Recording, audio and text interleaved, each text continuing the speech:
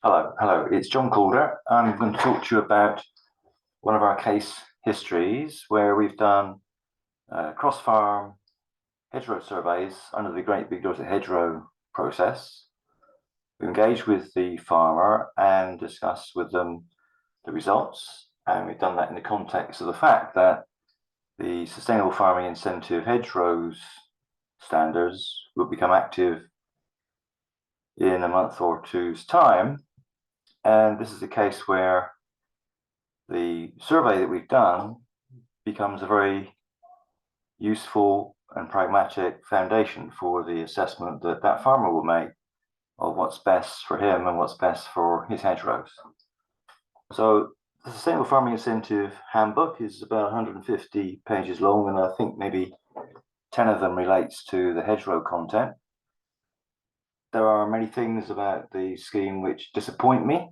I was part of the hedgerow practitioners work group, so I was pretty much at the coalface of the co-design effort, but there are some shortcomings that I hope that many of those who have an interest in hedgerows, the NFU, Campaign for Protection of Rural England, People's Trust for Endangered Species, all those lobbyists, I think have the opportunity over the next 12 months to see some concerted effort put in to improve the scheme. But nonetheless, what we have now is very worthy of serious consideration for any farmer who's not got their hedgerows in a current scheme. You get up to £1,000 for the management payment annually. That's if you've got more than 40 hectares. The management payment goes down if you've got a small holding. There's up to £36 per 100 metres per eligible hedge. We'll touch briefly later about which hedges might become ineligible, but £36 per 100 metres for doing something which you would want to do anyway is not to be sniffed at. The scheme has this very suitable and beneficial component in that it's stackable with other schemes. So if you have a countryside stewardship which hasn't got hedgerows in it, possibly because you think the prescriptions are too rigid in the countryside stewardship, then this is an opportunity for you to deal with hedgerows in the way that suits you better by overlaying it on your countryside stewardship. It's also a very appropriate first scheme for someone who's not involved with stewardships at all. Another merit for the Sustainable Farming Incentive is that it is amendable every year, which means that you could start with the basics and you could be more ambitious as you get more confident that you can fulfill the requirements. And it also has the flexibility to access the countryside stewardship capital grants options for laying, planting, coppicing, and gapping up your hedges. So therefore, it's a very serious contender for attracting your attention to try and make up some of that shortfall with the basic payment scheme disappearing. The capital grants were improved last January so that at that stage, things began to look much more like actual costs being recovered. So that's to DEFRA's credit that after a long period of capital grants being way out of line with actual costs, we are at a position now which is as good as it's been for a long time.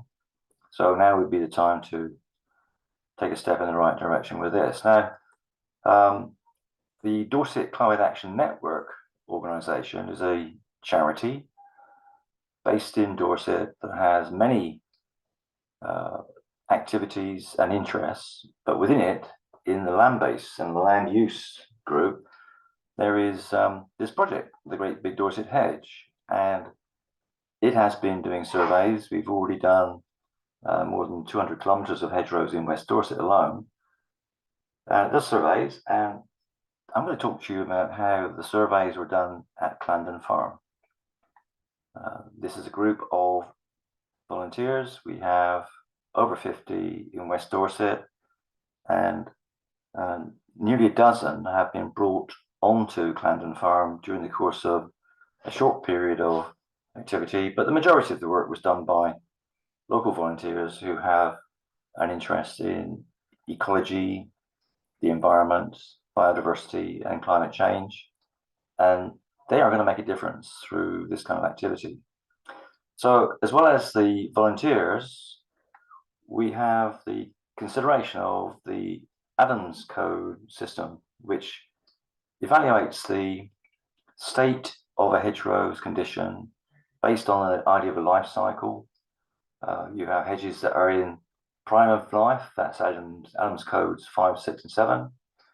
You have hedges that have been rejuvenated either by laying or coppicing or possibly planting new hedges or gapping up. And in some management regimes, people are allowing their hedges to run up. So you have a series of running up stages. In the end, you get to a row of trees, which is not a hedge, and rejuvenation is called for there, perhaps before you get to that stage.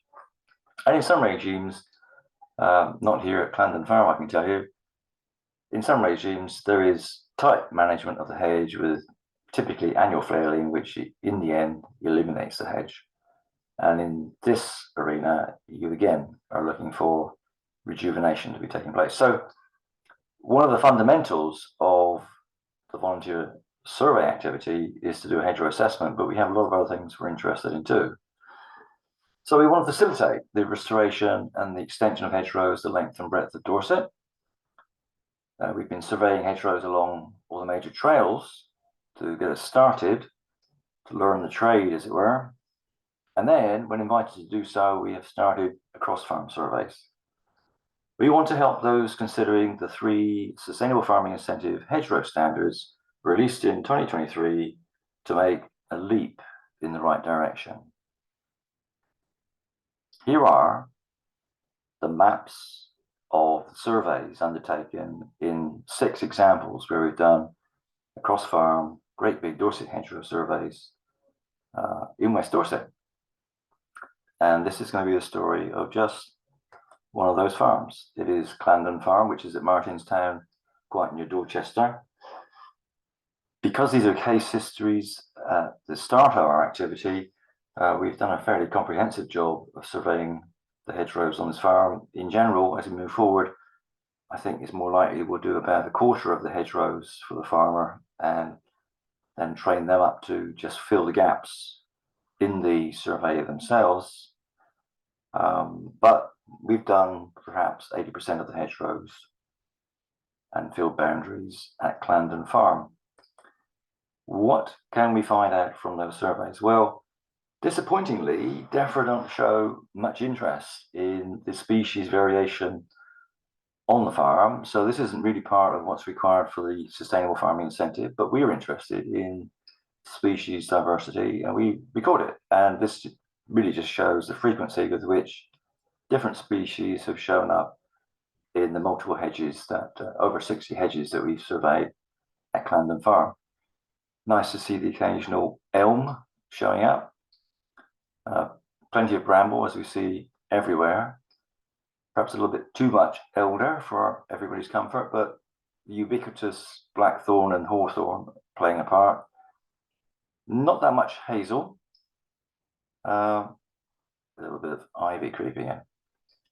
But anyway, species diversity is important in hedgerows, but it's not something that DEFRA have chosen to feature in the scheme. Instead, they're more interested in, and I think they should start with this anyway, hedgerow conditions. So this is back to the Adams codes, and at Clandon Farm, we've got a marvelous situation. We've got lots of hedgerows which are in prime of life condition, very little which is running up and out of control. So those are these hedges here in red on the map. An exemplary and unprecedented proportion of the hedgerows are actually represented by newly planted hedgerows at Clandon Farm. And they're the ones that show up in purple on the map there. 1 or 2 tightly managed hedges. Possibly the management regime will be changed there now that we're thinking more adventurously and more productively about how to improve our hedges. So that's what we know from the survey. How is that relevant to the sustainable farming incentive? Well, the first standard HRW1, is to assess and record hedgerow condition. DEFRA are not very explicit about what they mean by that, but they do mean to reach out to the Adams Code system, which is well publicized on the People's Trust for Endangered Species website. And the 11 kilometers of hedgerow that are left when you exclude these 7 kilometers of just plain fences, those 11 kilometers of condition assessed hedgerows could generate up to £660 per annum just for the hedgerow condition assessment every year. You have to renew the assessment every year, and that's a very minor task because all you're looking at is what has changed, and not much will have changed in the condition of a hedgerow. You'll have some hedges you've intervened with hedge laying or planting, but in the main, the condition of the hedge won't change from one year to the next. So it's not a lot of money, but it is worth taking a step. The next thing we can pluck out of our survey results is an assessment of what range of heights and widths occur. So on Clandon Farm, we have nothing that's narrower than 1.5 meters. We have nothing that's lower than 2 meters, and things go up to 7 meters high or 5 meters wide. But there's a cluster, and a broad cluster of sizes. So there's lots of variation of hedge height and hedge width, which actually is an odd thing to focus on, but that is what DEFRA have focused on, because in standard number 2, HRW2, it's about managing hedgerows, and they prescribe various ways in which you can have a rotation of cutting, which you don't need to go into, but there are prescriptions to follow. But the thing you have to prove that you've got variations in height and width, and there's 11 kilometers of hedgerows with variation in heights and widths on this farm, and that can generate up to £2,200 per annum, just by virtue of the fact that the appropriate cutting regime is in place, and that cutting regime has generated or sustained an existing variation in heights and widths.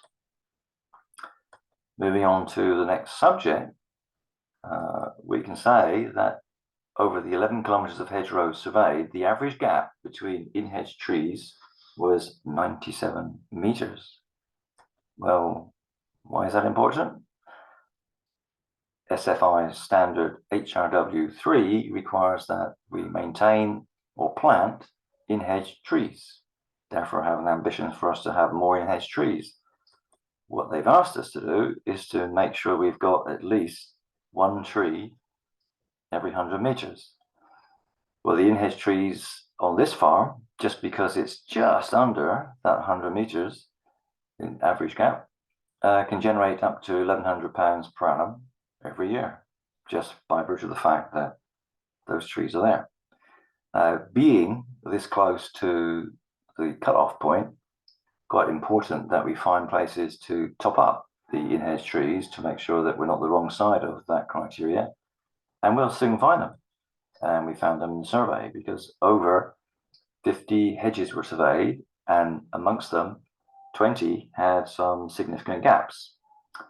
Now, in 7 of them, the gaps were greater than 10% of the whole hedge, and from DEFRA's point of view, that is no longer an eligible hedge for the program. So it's a priority that for the 3-year sustainable farming incentive agreement, any hedges that are showing greater than 10% gaps across the whole hedge need to be gap filled during the period of that 3 years. That's not a major challenge, but it is an important thing to launch into that from the outset of the 3-year period. So for this farm, there's an estimated 600 meters in total of gapping that would need to be done, and that's all identified by down to the exact hedge that it needs to happen in. And here's an example. So on the map, we've got 1010C, this map here, and this is a picture of it. There's a large gap there. There's a further gap up here. And not only is that a gap that needs to be filled to make it an eligible hedge, it's a hedge which is otherwise in really good condition, not only to make it an eligible hedge, but we could find 3 or 4 standard trees planted there, and they'd have a really good chance because they're starting to compete with a new hedge, not an established hedge. And that's a really good opportunity, a good example of one. And here's another. Here's another hedge with a really substantive gap in it, where it would be relatively easy to justify and do some in-hedge tree planting. Now, there's about 40 plus volunteer hours that was taken to do this survey. It was spread across quite a few people, and there's loads of people backing up the whole process. But what we have is a situation where this farmer is now equipped to approach the availability of the sustainable farming incentive with a very clear view that the hedgerows components make sense to him, and he can prioritize his work based on the results we found. I think this is the right way for people to go.